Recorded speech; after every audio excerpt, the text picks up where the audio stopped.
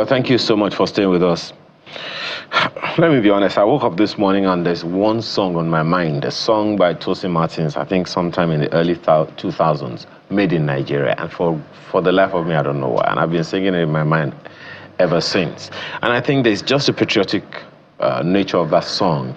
You know, patronize Nigerian, buy Nigerian, speak Nigerian, and all of those things. And that's what this whole protest has been about. Like, Nigerians want to be better Nigeria for themselves. But guess what?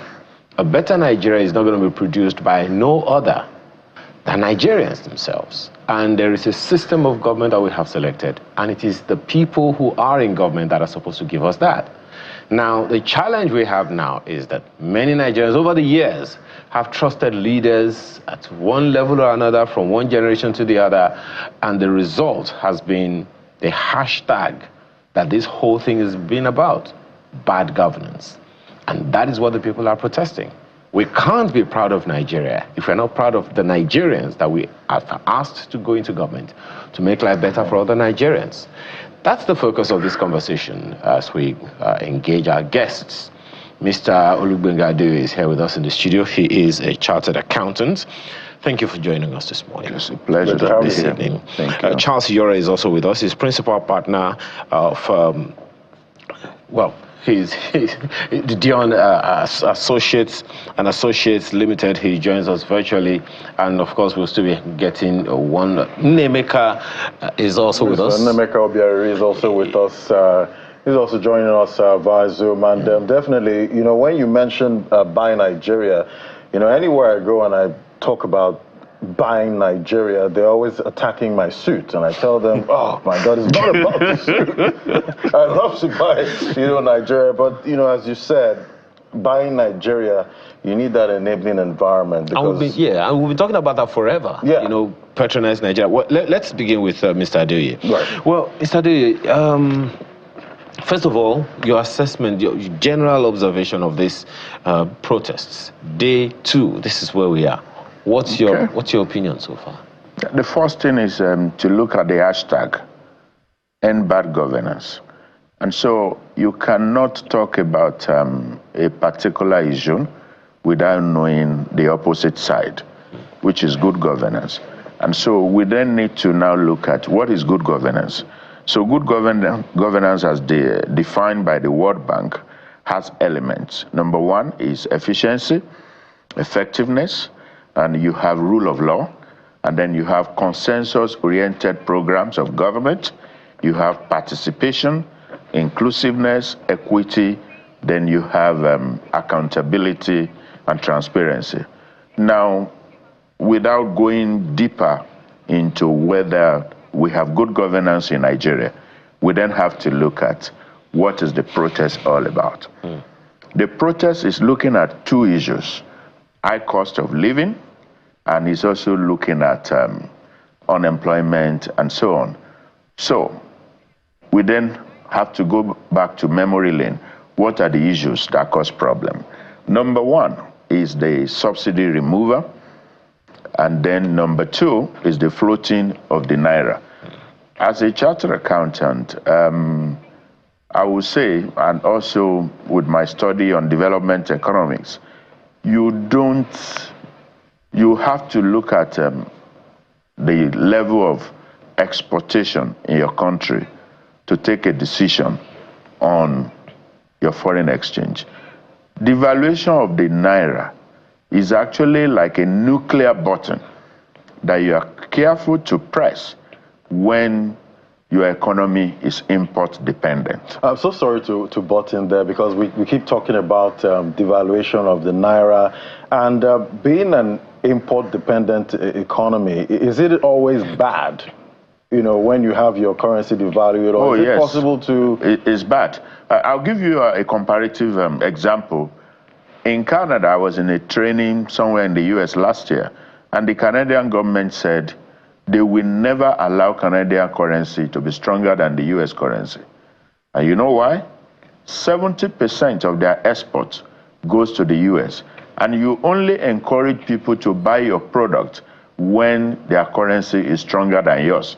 So they bring in little money, it becomes big, so they will prefer to come to your country rather than go to other places. So, and that's why I said devaluing your currency when you are import dependent is like a nuclear button that you must be careful to press.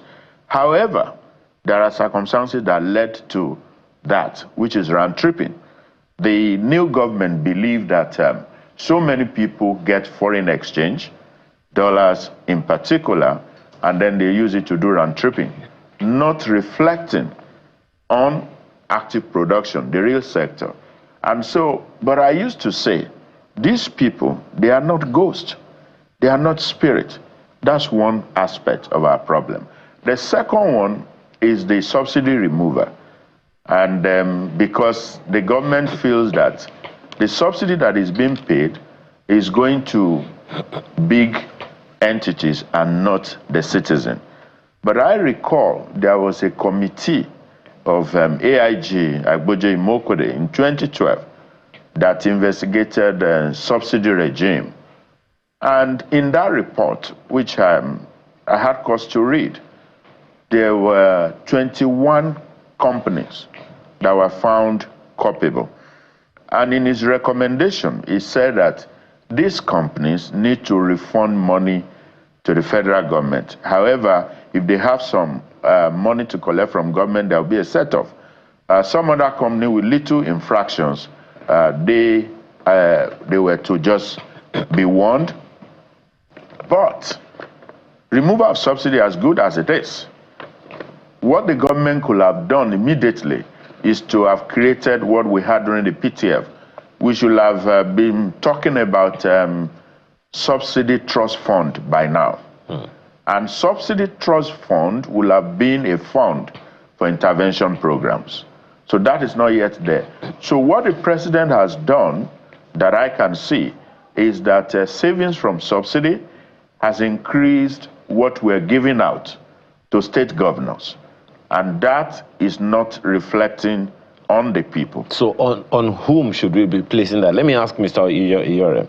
A good number of times we've heard, I think it was yesterday, a public commentator came on air and was talking about the fact that the federal government has gotten something in the region, more than 1 trillion naira and circulated between the federal and between the states and the local governments in the past few months. Every month, that is what's been happening. So the question I would be asking is, tailing from what Mr. Adeoye said, or Dr. Adeoye said, if it is not reflecting in the lives of the people, who should we be asking questions? Thank you, Mr. Makinde, for having me. And I like to say the word governance in itself already tells you that there is leadership. And leadership can be a prefect in a primary school, can be a local government chairman, can be a governor, can be a president. And what leadership means is that that person, as prefect in the primary school, needs to engage the other members of the class. And so what that person is doing, therefore, is running things on behalf of that class. Running things on behalf of that class is what you call the utility. So whether you're doing water, there are soft parts and there are hard parts. The soft parts is your communication. The hard parts are the bits that come along with it. So I believe that this is a point where we need to have a proper record of how we got here, if you allow me. And like I told you the last time, this has been known since 1988. The first thing we did is that if you don't have a sound financial system, no matter what you do, you will never get the results. Now, what that means is that you have what's called an asset management challenge. So if you fuel your car and normally gives you 100 miles to the gallon, all of a sudden it now gives you 10 miles to a gallon, then you have an asset management challenge. So the first thing we did to distort the picture was that we gave Dodge Award, to a small percentage of society when there was no productivity. And that led the genie of inflation out of the bottle. We followed that quickly because we want to see how we spend the money that we felt we have so much of by aligning our currency to be anchored not on domestic production, but on the dollar that we have. You call it an auction, a sale, but really it's a farce. It doesn't exist. So over the past 40 years, the relationship between what is actually called money and production has been widening. So, and we've been dodging this for a long time. So you need to sit down and look at what is your financial system and how will that financial system work. And the financial system is not just the central bank, the other parts of it. There's a capital market, there's insurance, there is also the commodities, which is actually the base of it all. Now, I'll give you an example. You must begin to ask yourself now, what is the post-harvest loss in each local government of Nigeria? If you're able to reduce the post-harvest loss in each government of Nigeria, then you find slowly you'll be able to meet most of those demands that you meet, which are called your hierarchy of needs. So what we've done basically is that we run around in circles with very bright ideas, including changing currency. For me, it's all basic cashless and all of that stuff, without looking at the linkages that hold society together. So if the leadership cannot engage with its people, then there's a question. All right, and that's Dr. what you call a Yori. riot. Thank you. That's what you call a riot. That's what you call a riot. Thank you for that, Dr. Yori. And you did mention, the CBN and also the issue of, forex at this time. Yes. But let's bring in Mr. Nemeka Obiari, Dr. Nemeka Obiari, joining us via Zoom. Great to have you. So definitely, we know the central bank has been, trying to tame inflation for the longest time now, with raising rates. We've done about over 700 basis points in the first half of 2024. So talk to me about this protest now. How hard does it make the CBN's job right now, in trying to tame inflation? Thank you for having me. First of all, the Central Bank of Nigeria is actually doing its best based on the prevailing situations in Nigeria to see what they can do to attract foreign portfolio investors. And I think we need to tackle the foundations before we begin to talk about the solutions. The Central Bank of Nigeria has 95% of the problems that we have in Nigeria today: corruption, insecurity, and poverty, are things that we can attribute to the physical side of the economy. If Nigeria is producing 2.5 million barrels of crude oil a day, and we are exporting it, and we are refining everything we produce here, there's no way Naira will have been at anything more than 197 Naira to $1. If we have security across Nigeria, and we have agro clusters of at least 300 to 500 hectares, agro-industrial clusters across the value chain, from cultivation to processing to storage to distribution, across each of the 8,809 electoral wards in Nigeria, we'll be able to produce everything we consume here and export nothing less than $250 billion annually. It's a simple law of demand and supply. We are where we are today because of foundational issues. We are not a productive economy, and we can actually be productive. The foundation of Nigeria was actually placed on production. If you look at the physical framework, the constitutional framework of Nigeria in 1960 and 1963, you will see clearly that it was planked on productivity. The resource control, the resource production, the physical federalism, even the kind of governance we had. We had political office holders who were part-timers, and their salaries were tied to that of the civil service. In the north, you had the granite pyramid, the textile, the cotton. In the west, you had the cocoa. In the south, old eastern Nigeria, you had the palm produce, you have the limestone, you have the everything. And all the economies were growing at an average of about 9% per annum. There was nothing like poverty, insecurity, or what we have today. The problem is not removal of subsidy. The problem is not even the margin of the foreign exchange. All the policies that Tinubu put in place are spot on. The problem is the foundation. We are not producing enough. I give you an example. When we are so fixated with things at the center, We don't look at the subnationals. Where actually we should be looking at agriculture and agri-productivity is actually not in the exclusive list. By the reasons of the Land Use Act and land users, the governors control. I'll give you an example, Ebonyi State. Ebonyi State is a rice belt. Ebonyi State has land mass of 644,000 hectares. Ebonyi is a massive rice belt. If the governor of Ebonyi State sit down today, just like what we have in China, and decide to develop 200 clusters across the electoral wards in Ebonyi State, agro-industrial, just let's focus on rice, 250 hectares, which is something you can produce twice in a year. It will take about 50 billion naira to establish this. Cardoso told the governors, give me a structure and I will fund it. And we've come to them with proposals on how they can do this. Under missions, community, diaspora, private, public, does not even touch their fac and jack. Under this arrangement, in every industrial cluster, you will have security, a homegrown industrial security of about 100 youths, fully trained and armed, working with the police and the army. From that cluster alone, in a year, Ebonyi will produce 202 billion naira worth of rice value chain. 6.7 million bags of rice, 50 kg, that will take care of rice consumption in Ebonyi, Imo and Abia State completely.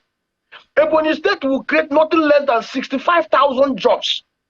Ebonyi will sell their rice at across the market of the Southeast at a price of 25,000 naira per 50 kg bag. And the producers will still make enough profit to make them millionaires. Ebonyi is not doing it. The same thing across all the states in Nigeria. Everybody is fixated with crude oil. Vietnam does not have crude oil. Vietnam currency, the dong, is 23,000 dong to $1. A liter of petrol in Vietnam sells for 8,500 naira equivalent. South Korea, the same thing. A liter of petrol sells for 1,900. But these countries are productive. Vietnam, 100 million people. Well, Mr. Biari, if you can hear me, just 1 second. You know, the issues you are raising, I remember one day I was asking, one of our guests, when we were discussing politics, do the people who apply to be governors, apply to be government officials, do they know the job description? Because it sounds like you are telling me now that the people who applied for these jobs and got the jobs don't tend to know it. But, maybe that's a matter for another time.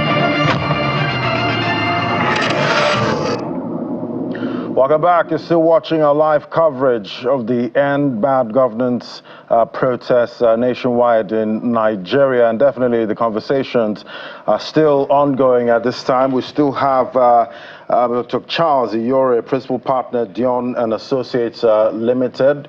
We also have Dr. Nemeka Obiariri, and we have Mr. Olugbenga Adeoye with us in the studio. Let me come to Mr. Iyore now. So definitely it's still about the economy at this time, and we've been talking about interest rates, the currency, but talk to me now about this second half of 2024. It's starting off quite tough, at this time, and the first half of 2024, we had our challenges, but this second half, we're having protests, within it, and we've been talking about how to get, a soft landing, for the economy. Talk to me about how we can actually, if it's possible, we can even have that soft landing or no landing, at this point for the Nigerian economy.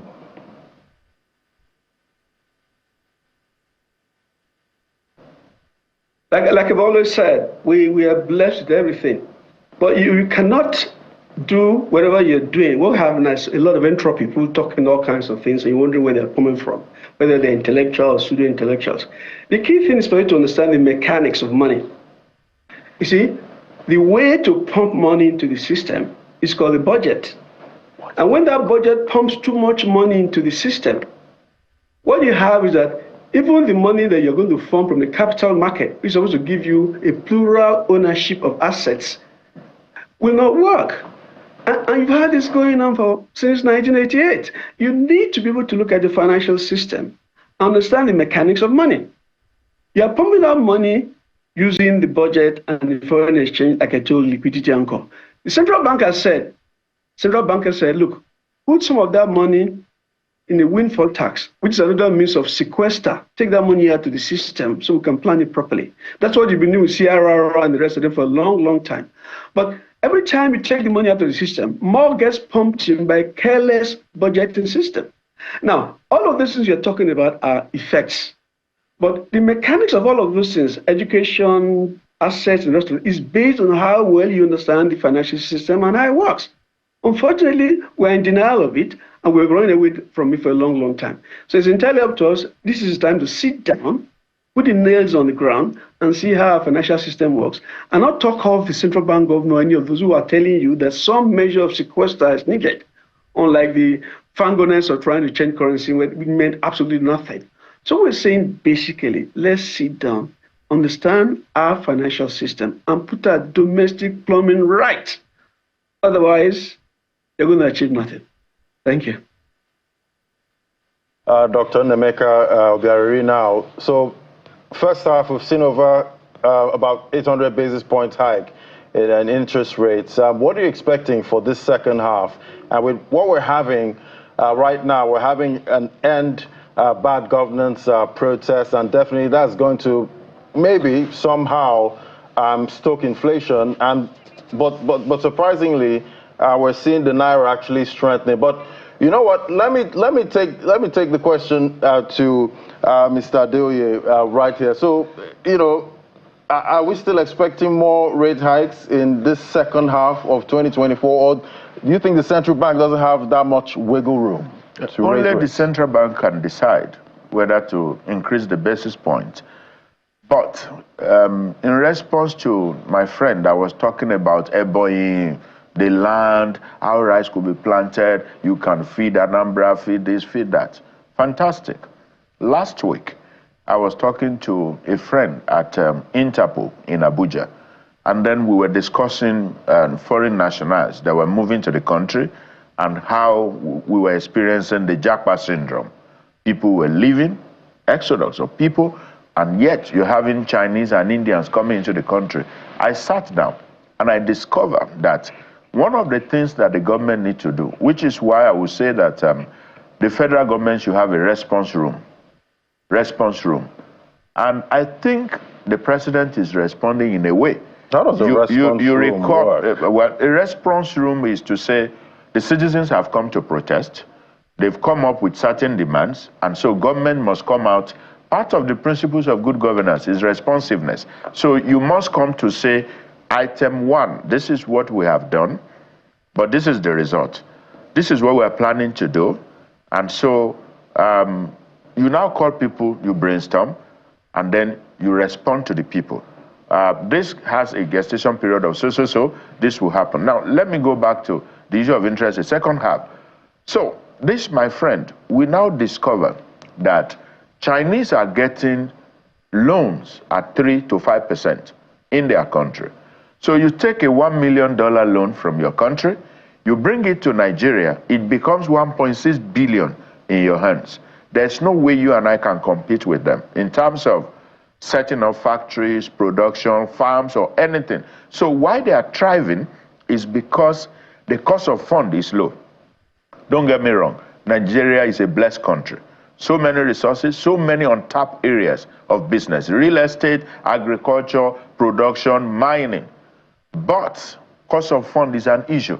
There is no way you can get loans at 30% and you want to do business successfully.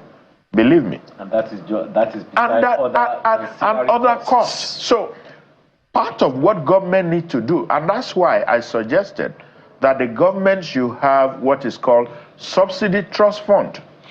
You don't push everything into allocation. Like in the days of PTF. Yeah, like in the days of PTF. Okay. So cost of fund, then the farms that you're talking about, security is key. Energy cost. Most of the poultry, you need power to run them. You know, energy Dr. side. Ade, so if you are using diesel, how much are you going to get? But cost of fund. Most of the time when we talk about these issues, and maybe I should ask Mr. Ayore first, most of the time when we're talking about these issues, I mean, Nigerians have a right to be impatient. We've been at this for decades. I think, was it you or Mr. Obiari that was talking the other time and talked about the fact that this country, the issues we are dealing with, I think it was you, Mr. Yore, date back into the 80s. I dare say it dates back into the 70s, because there are those who would point to the fact that the genesis of the challenges that we have in public service dates back into the 70s, when the military government of the time wiped away a whole generation of public service technocrats. But, you know, that's another issue for another time. Now, we're talking about what my friend here called the other, you know, at the beginning of the program. He said, we need a magic wand. A magic wand will give us an instant reaction. But how about sustainability? What are they? I mean, there are those who are saying one of the issues that the representatives of the federal government have been mentioning is that, okay, we're solving age-long problems for, once and for all. That once we deal with these issues, immediate pains, the president put this gestation pains, and then we'll go on for a long time. We are suffering now. We're bearing these pains now. It's unbearable. Yet there is a future. What should be the rhetoric from wherever to the people to give them an idea that indeed, whatever it is that they're doing, as painful as it is, they mean well? Thank you, Mr. Makinde. I mean, I'm sorry I'm talking to you as if I'm a broken record. You won't achieve anything if the mechanics of your money and financial system are flawed. It's not possible. I just told you, the system that the government has for pumping out money is called a budget. You have done that recklessly since 1988. There's money, idle capital everywhere all over the country. And for you to be able to form that capital from the capital market, the market should not be flooded. The idea of the capital market in creating assets is so that you have plural ownership from the very beginning, so you don't need to privatize. Now, if these basic issues of domestic plumbing are not in place, you're really only hiding to nothing. I mean, the budgeting system has not changed. What you do basically is not a budget of purpose. You write up whatever budget you like, you come and defend it, and then that's it. Nobody's going to ask you, what did you do with that money last year and the year before? So we need to come back and understand the concept of money. And I doubt if this governor of the central bank alone can do it. There needs to be a clear understanding that this is a financial system. And the financial system is flawed. And those who work in banks and all of those places and think they are doing short practices, their allegiance should be to the system, not to the owners of those banks. But it is the people that set up the system. It's the people that run the system. It's the people that run it to this point. And there is an issue that a number of people have also raised. Perhaps the challenge here really is that we don't have consequences for this recklessness, some of these recklessness that you've talked about. So where do we go from here? Okay, let me give you an example. I'm always doing this. Do you know that in those days, the power to give you loan and advance locally was in the hands of the branch manager? And then most of those branch managers abused that position. And most of the banks were run aground. National Bank, Union, all of those banks were run aground. The new generation banks began to do what's called a credit committee. All the loans and advances, some major ones, are done in the head office by about 4, 5, 6 people. That means your reach into the community is almost nothing. And you're bringing in orange juice and import items for which you have low risk. Now, you need to reverse that process, but not immediately. It's a structured manner. And I think to a large extent, I'm not trying to defend anybody here, that the idea of sequestering money so that it's sequestered, so it's no longer in the system, and then ensure that the budgeting system is not come and defend it, but based on purpose. You'd be amazed at what that can achieve very quickly. I also told you, we must begin to look at what's called post-harvest losses in the local government and how to manage them. Because the idea of trying to do a commodity exchange and talking about warehouse receipts when the items don't have a shelf life is not gold you're selling. You see, there's nothing as bad as people running markets that they don't understand. That's a problem. We need to go back to that market and understand it properly. Okay. And allow those who are trying to make it happen. Thank you. All right, you did mention post-harvest losses, but at the same time, we're still trying to get the farmers to actually, get to the farm. Let me come to you now, Mr. Adoye, because you did mention, cost of funds being a major issue, at this time with, the Chinese getting funds at just about 5 to 3%, but here we're at over 30%. So are you saying the central bank MPC here should start cutting rates? No. What I'm saying is this. If the central bank, in their own wisdom, if they think what the interest rate is what they can leave it at, it is the responsibility of Mr. President to say what intervention am I going to put in place to address this sector. Food inflation is a matter. And when you have cost-push inflation in your country, everybody will suffer for it. Look at airlines. Look at everything. To go to Abuja, 300,000 economy, 280, one-way economy. Now, how are you going to travel? We should even be calling it economy at this point. So how are you going to travel? Now, so the federal government, my friend was talking about post-harvest loss. Post-harvest loss is a deficiency of the value chain in agriculture. That's what is happening. So I'm supposed to put a plant beside your orange farm to produce my orange juice. I'm supposed to put my animal feed farm around the clusters of maize farms. But the question is, the equipment that I'm going to buy, setting up the factory, I'm going to get loan at 30%. Another person is going to get it at 5%. So he's going to come to my country to dominate me. And so that's why you see it's a two-way movement. People are coming into the country while Nigerians are leaving. But is that reflecting on FDI? Because we did see FDI dwindle in the first quarter. The problem of FDI coming down is as a result of the insecurity and the suspicion of instability in the system, fluctuation here and there. But all the same, they are still better off coming here. To the agriculture that you mentioned, do you think the Special Agro-Industrial Processing Zones project of the AFDB can solve that problem? It can solve it, but the African Development Bank cannot lend to everybody. No, there's a special program. I'm sure you're aware. There's a special program. Yeah. So, but what keeps an economy going, like China, is the micro activities of people, SMEs, MSMEs, operating. So, you see an individual, a young graduate, needing just 10 million, 5 million to set up a business. You walk into the bank. By the way, banks in the US, Canada, and other places, you walk into the bank and you get the loan. But for you to get loans here, they are likely to ask you to bring your grandmother, bring your grandfather from the grave. And I don't blame the bank also. What is happening today, as you are increasing interest rate, banks are also going to have problems. Because if you take funds from people at, say, hypothetically, 10%, and now protests do not allow business activity to happen, you will still collect your interest. And if there's no business activity, the big borrowers they are lending to, they will not be able to sit down and conclude deals if there's no movement. So everybody is going to share in this problem. Mr. Yore, to the quick issue that you mentioned, I know you've spoken largely about the macroeconomic issues, but to the small, micro, and medium enterprises that Dr. Aide talked about, which are the people who, a good number have said over time, carry the economy, what would you be saying? I can't hear you. Can you hear me better now? Mr. Makinde, I can't hear you. Can you hear me now? I can hear you now, yes. Great. I can hear you now, yes. So now, to the micro, small, and medium enterprises, what would you say to them? Some of them are part of the protesters, and they are expressing their situation about what's going on and how it's affecting them. What would you be telling them now? What can government tell them that will get them to sheath their swords and believe in the system? Thank you very much.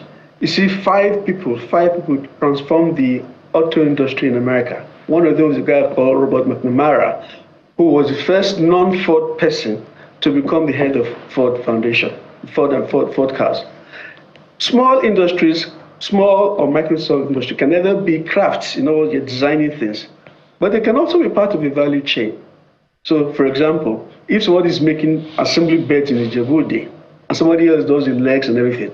The organized structure that makes sure that each part of that bed that you make is perfect and is best and beats the global competition. That's what you need to do for MSMEs. Don't leave them out loosely and not let them be part of supply system into the production system. As a young man, I did replacement spare parts for some of the best plants in Nigeria, Guinness, Cadbury's, Heineken, and Nigerian breweries. And how was I at 27? And I can tell you, basically, those people, who they are properly tied into supply lines, they will not be out in the open. And that's what you need to do. You need to know how to link all those medium and small enterprises into the big purchaser. Again, you must also guarantee their money, because some of these big producers may refuse to pay them. That's what governance is about. You know, and you can't easily, it's quiet, yes. We're closing home in just a few minutes to go now. Dr. Adeoye, here we are, and tomorrow is Saturday. We don't know what is going to happen in We don't know if it's day 3. We don't know if it's day 3 or not. With the mood of the nation now, and the information that we're getting, that it seems, as you all have said, government is listening. Do you think the people can believe the government now? What the government should do is to refrain from being theoretical and become practical. So you must not say, we are listening, we understand your plight. So if I am the president needs to do more like a press conference and speak to us and say, yes, we have seen your problem. Look, you need to encourage the youth to go back home and say, because Lagos State, if the whole Lagos is shut down for a day, we'll be losing 114 billion contribution to GDP. If Rivers State is shut down fully for a day, you are losing 22 billion that day. Same apply to Akwa Ibom, Imo. If you shut down Ogun State for a whole day, you lose 14 billion in contribution to GDP, and you cannot regain it forever.